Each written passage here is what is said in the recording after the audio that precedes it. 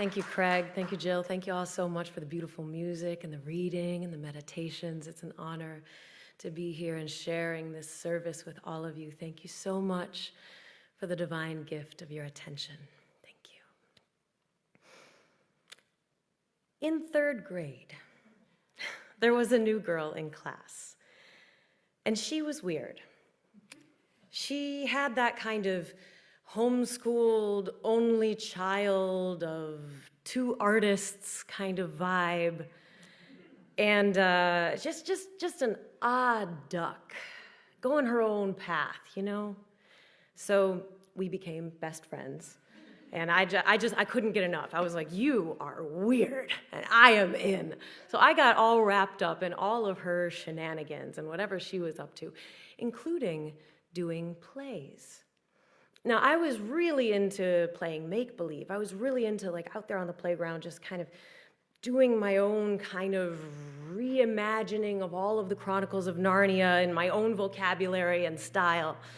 But in front of an audience, I never did that. But with Hillary, that's exactly what we did.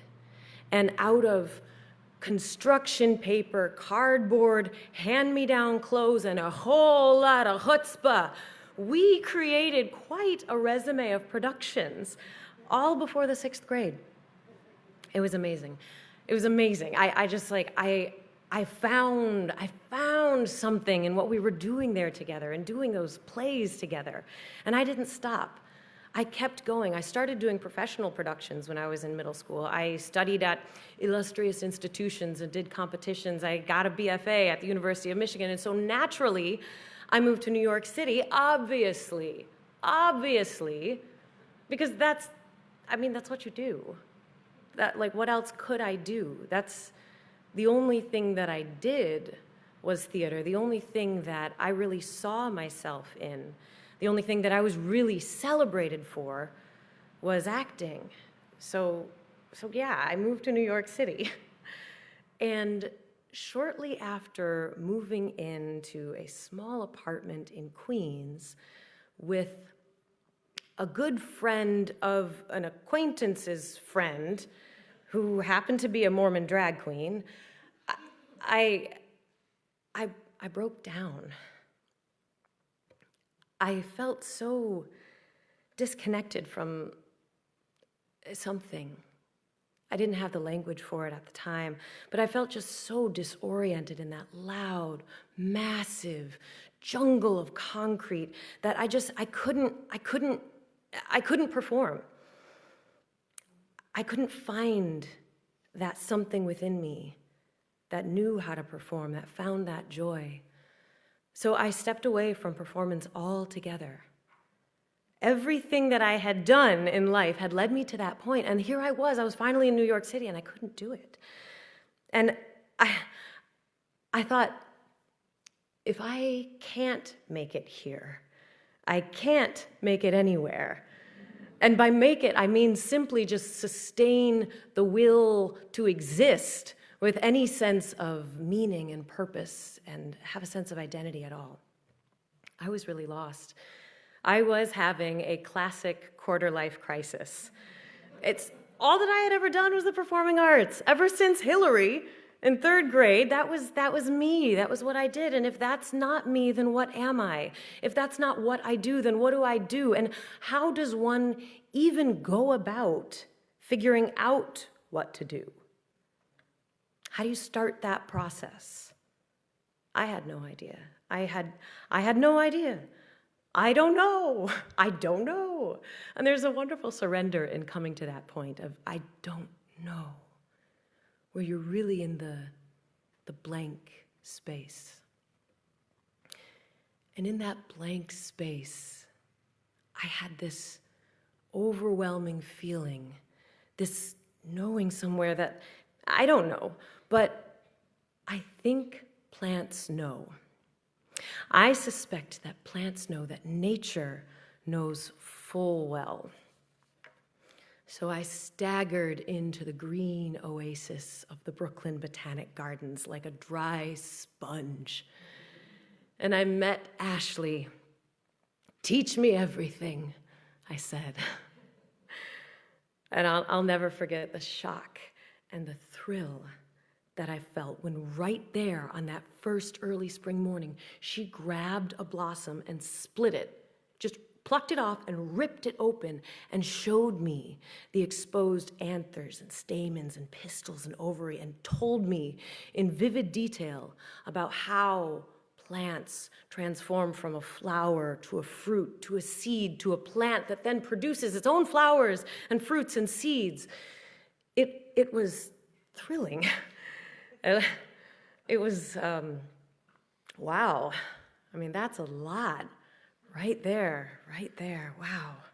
And I found a kind of captivating vitality that reminded me of the thrill and the life that I felt in the performing arts. I recognized some vitality there. And I didn't have the language for it then, but I felt in that moment, I felt myself beginning to wake up to the intelligence of the natural world. Because something called me to the garden. And as I began to emerge from my existential despair, I completed my botany and horticulture certification coursework after several years of volunteering in every department at the Brooklyn Botanic Gardens and ultimately teaching there for several years. I love that garden. I love it. It brought me right back to the bosom of life right when I needed it most. And it taught me about life, not as a static noun, but as an interactive, relational, evolving process, the verb that is life. Life is a continual process of changing form, emerging and dissolving, acquiring and releasing, combining and disintegrating. Every one of your cells is literally breathing. In the process of cellular respiration, every living cell is in a constant process of exchange, converting the air we breathe and the food we eat into the energy of movement, of our expression and our being and our very substance. We are all in the process of breathing right now. And we're all quite likely somewhere along the process of digesting. We are literally made of the food that we eat. And we're all in the process of aging. We are not stable entities. Each one of us, we are processes in action whose composite identity is simply a location somewhere on the curve of a line that describes change. And this process that is life, this perpetual change, is rhythmic. The processes of nature are cyclical, returning and returning, emerging and decaying, building and releasing, inspiring and expiring, waxing and waning.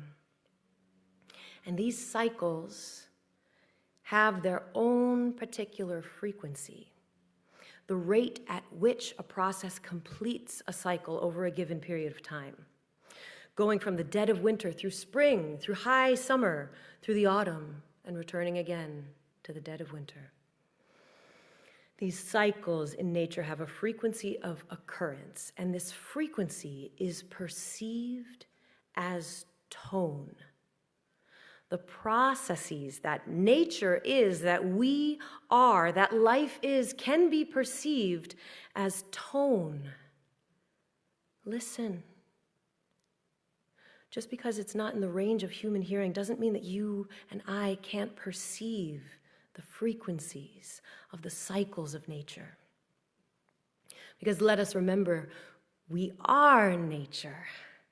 And as we listen into the frequencies of nature, there's something deeply innate in us that hears and said, yes, yes, I know.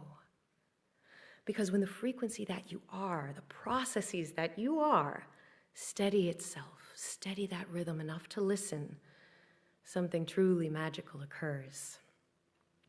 The tone that we are begins to emerge and sing out as we become coherent within the field of coexisting nature frequencies. Because all of the incessantly breathing processes that nature is are fractal reflections of each other. They are overtones that exist in harmonic relationship to one another. Fractals are self-similar patterns. So an example of a fractal is how a tree branches. And if you were to take one large branch off the tree, it looks kind of like a tree. If you take a smaller branch, well, that looks like a tree too. We're just zooming in smaller and smaller, but it's the same. We're reflecting these same patterns over and over again. And nature shows up in all of those patterns. And the frequency of every natural cycle is representing overtones and harmonies. And when we are hearing that same tone, that frequency of nature at different octaves, within the overtones, within the fractals and fractals, and when we don't resist it, just by the properties of resonance, our system naturally organizes itself into coherence with the symphony of overtones and the perpetually shifting harmonies in the rhythms of nature. We find our place as we listen into those harmonies, the tonal relationships between the fractals. And these are relationships. Life is a relational process. The rhythms themselves, these frequencies, are created because of relationships. The cycles of the sun and the earth and the moon that creates the seasons and the phases of the moon, this is all influenced because of the placement of these bodies and the gravities that exist between them. The stomata on the bottom of leaves on trees open to take in carbon dioxide in the morning when the birds sing them into breathing. These are harmonic relationships. Your tone is shaped by everything that you are in relationship to. And where we focus our attention shapes how we tune our own frequency, because that's the tone that we're building a relationship with. So what would it be like to actually establish a conscious relationship with a tree, with a pond, even with a passing cloud? Throughout the ancient world, many people saw life through the lens of animism. The energy, the spirit of the rock, the river, the oak were seen as sovereign entities. And from this perspective, perhaps a relationship could be more easily built with the focus of the conscious mind and with the whole weight of the belief of the collective behind it. Maybe we have a harder time these days on the whole to actually believe in river spirits or tree people. So maybe it's harder to be in relationship with the focus of the conscious mind and all the weight of belief behind it. And it's hard to love what you don't believe in, what you don't believe is real. And it's hard to hear and see clearly when the heart isn't open in the act of loving. But maybe this fairly newfangled assumption that humans are the only conscious species, the only sovereign entities, maybe that departure from animism is interference. Literal interference in the frequency patterns of what we are. Because what we are can only be coherent in harmonic relationship with the rhythmic frequencies of nature, breathing together, cycle within cycle, in constant flux and in constant relational exchange. So, if we listen into the breathing process of nature, and if we soften our resistance to being a breathing process ourselves, and if we foster harmonic relationships with the processes in nature through actual love, through showing up with an open heart and with kind attention to the natural world, then what does it get us? Why bend our minds, change our behavior, and listen so deeply to what can't even be heard? I don't know. I don't know. But maybe there's something in me that does know. Maybe there's something in you that knows full well. And maybe, something tells me that plants know. Plants know. I'd like to close today with a quote from Arundhati Roy. It goes like this: "Another world is not only possible, she is on her way. On a quiet day, I can hear her breathing." Thank you so much.